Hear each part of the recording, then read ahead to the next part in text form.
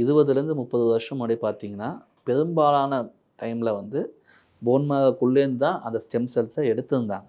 Okay. சரிங்களா? So அதனால் அது பேர் போன் மேரோ டிரான்ஸ்பிளான்ட்னு பேர் இருந்தது. அது காலப்போக்கில் என்ன ஆச்சுன்னா, அந்த போன் மேரோலேருந்து எடுக்கிற ஸ்டெம் செல் எடுக்க ஸ்லோவாக மங்கி போச்சு. இப்போ பார்த்தீங்கன்னா, ஒரு 100 டிரான்ஸ்பிளான்ட் பண்ணுறோம்னா 100ல ஒரு 2 இல்ல 3 பேருக்கு தான் அந்த போன் மேரோலேருந்து ஸ்டெம் செல்ஸ் எடுக்கிறாங்க. மற்ற 95லேருந்து 97% மக்களுக்கு பார்த்தீங்கன்னா, ஒரு இன்ஜெக்ஷன் குடுப்போம். அந்த இன்ஜெக்ஷன் குடுக்கும்போது என்ன ஆகும்னா, அந்த ஸ்டெம் செல்ஸ் டெம்பரரியா வெளிய பிளட்டுக்கு வரும். யூசுவலா மேரோக்குள்ள. அப்ப என்ன பண்ணுவோம்னா, அந்த பிளட் வந்து மெஷின் ஒண்ணு இருக்கு. அந்த கலெக்ஷன் மெஷின் ஒண்ணு இருக்கு. ஏஃபரசிஸ் மெஷின் சொல்லுவோம் நாங்க டெக்னிக்கல் டெர்மினாலஜில.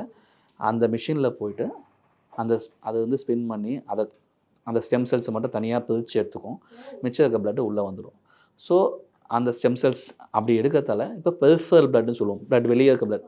அதுலேருந்து வர ஸ்டெம் செல்ஸ் தான் வந்து இப்போ எடுக்கிறோம். ஸோ இதுக்கெல்லாம் காமன் டெர்மினாலஜி தான் ஸ்டெம் செல் டிரான்ஸ்பிளான்டேஷன்.